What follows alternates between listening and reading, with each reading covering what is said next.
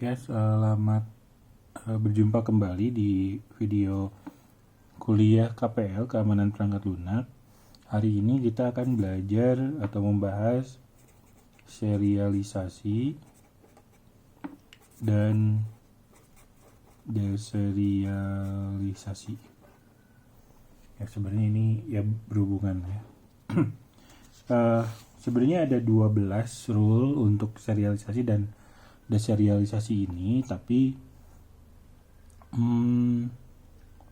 mungkin kalau dipilih-pilih cuma 2 yang mungkin kalian pernah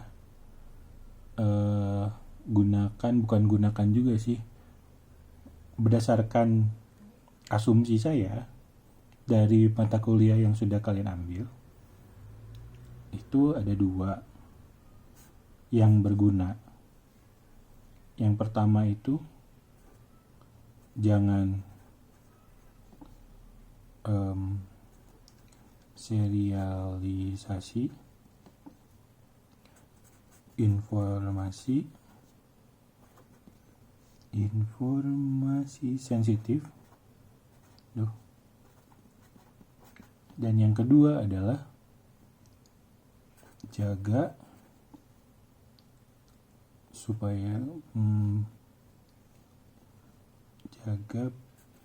proses serialisasi deserialisasi dari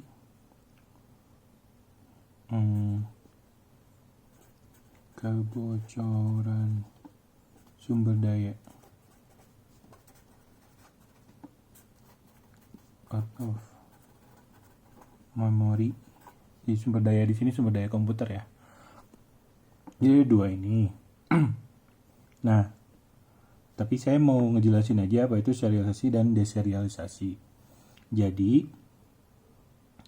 di Java itu kan dia bentuk datanya yang disimpan di memori itu objek ya. Biasanya kalau nggak objek,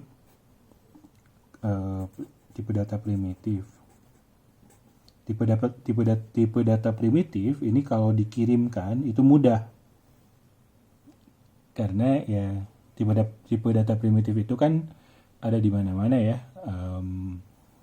Kalau kita bicara multiplatform, dia kalau di Java ada integer, di PHP juga ada, di JavaScript ada, dan lain sebagainya lah, di C++ ada dan sebagainya. Tapi kalau objek nggak semuanya. Misalkan kita bikin objek student, kalau ada orang lain yang bikin aplikasi Java juga, belum tentu dia punya kelas student yang sama dengan kelas student yang kita buat gitu ya. Jadi kelas studentnya itu bisa jadi kalau di kita ada ID, name gitu ya, DOB gitu, bisa jadi ada yang punya tapi nggak ada DOB-nya gitu. Misalkan nulisnya ada ID, ada name, ada date of birth gitu. Ini walaupun sama-sama nama kelasnya student, tapi karena beda yang bikin, beda gitu ya. Nah, tapi ini bukan berarti ini untuk salah satunya sih untuk mengirim ke platform lain. Tapi sebelum itu, serialisasi di Java itu digunakan untuk komunikasi data atau ya bisa misalkan kita bikin aplikasinya itu client server. Jadi kalau di Java itu dulu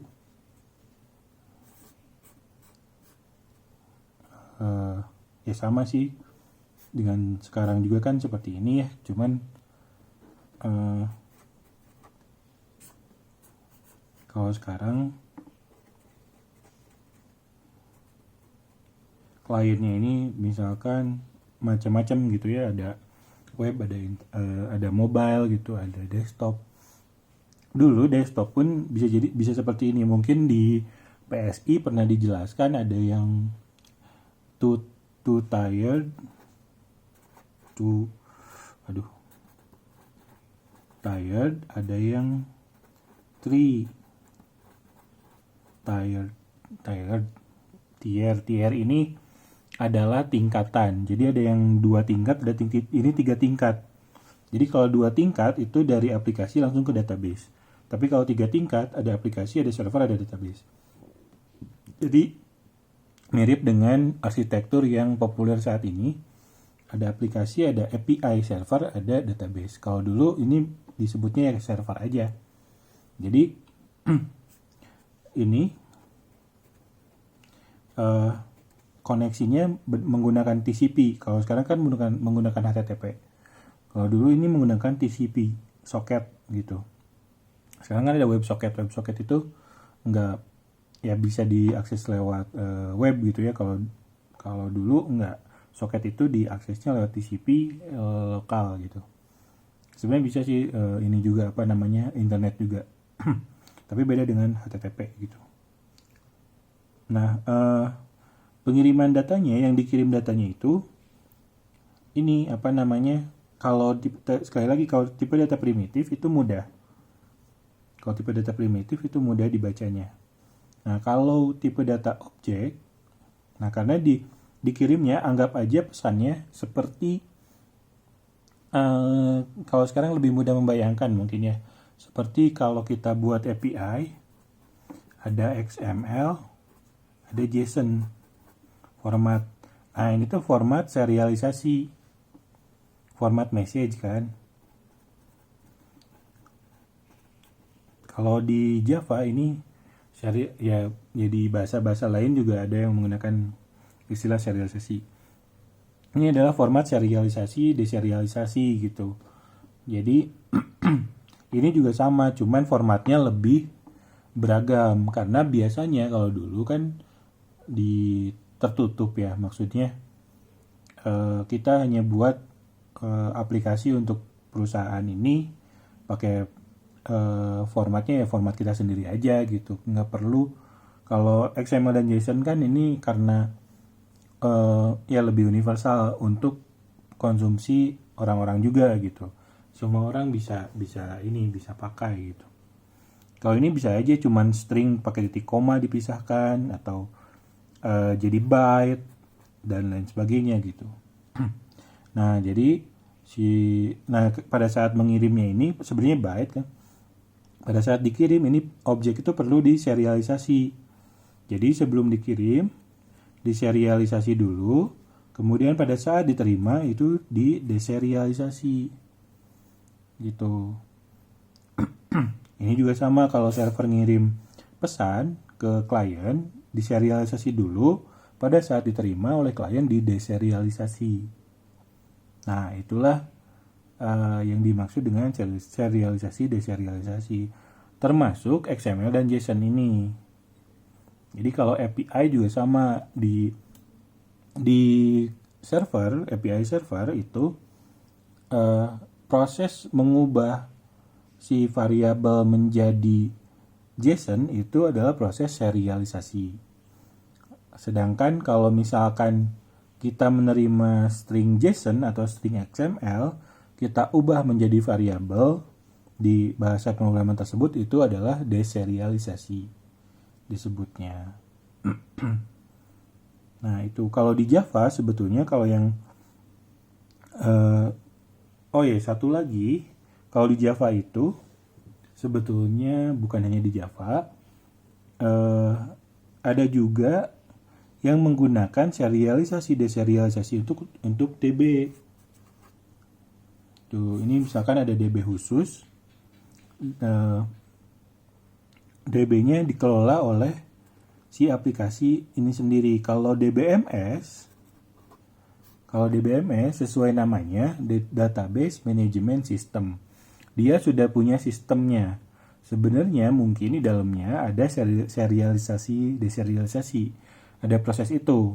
Tapi kita tidak tahu karena itu kan black box ya. Yang kita tahu pokoknya data masuk, disimpan, oh kita bisa lihat hasilnya. Itu black box. Kecuali kalau kita bisa lihat source code-nya, kita pelajari. Tapi ya mekanisme mereka juga pasti ada semacam serialisasi dan deserialisasi lah. Nah, kalau kita kenapa saya bicara begitu, karena kalau kita mau bikin database sendiri itu butuh serialisasi deserialisasi. Database itu paling mudah misalkan kita simpan di file txt. Kalau dulu sih ada di kuliah pengaksesan ya, saya nggak tahu sekarang masih ada atau enggak. Jadi kalau misalkan kita punya file txt, kita bisa tentukan sendiri kan, misalkan satu file satu record. Kalau satu file satu record itu mudah. Misal kita punya atribut ID, nama atau name, ada DOB. Kalau satu file satu record bisa kita pakai enter aja. Setelah itu satu file, satu Budi, DOB-nya pakai formatting terserah kita, misalnya 19, 90, 10, 10, misalnya seperti itu ya formattingnya. Itu satu file. Misal ini dikasih nama file 1.txt atau 1.db misalnya. Ini kemudian kita simpan di folder student. Penyimpanannya bisa seperti itu. Itu bisa, atau satu file satu kelas. Misalnya seperti CSV. CSV itu separated values. Formatnya 1 titik koma Budi titik koma 1990 10 10. Jadi walaupun koma di separated value, kadang-kadang pakai titik koma juga sih. Ada yang pakai koma, ada yang pakai titik koma, cuman titik koma itu lebih jarang digunakan di kalimat, jadi untuk pemisah lebih baik. Kalau misalkan ada titik koma di tengahnya, biasanya pakai kutip gitu, misalkan seperti itu ya. 2 gitu titik koma Wati 1990 12 12 gitu ya. Kayak gitu. Nah, ini adalah serialisasi. Kita simpan seperti ini. Deserialisasinya ya dibalikan gitu. Jadi dari string-string ini itu dikembalikan menjadi objek gitu. Nah, tadi jangan serialisasi informasi sensitif, ada tambahannya tadi ya, tanpa dienkripsi. Jadi harus dienkripsi. Misalkan di sini ada password. Passwordnya dienkripsi dulu, jangan sampai ketahuan 1 2 3 4 passwordnya gitu. Tapi dienkripsi dulu, jadi pakai hash kah atau pakai encryption apa gitu ya. Sehingga jadi tersamarkan gitu.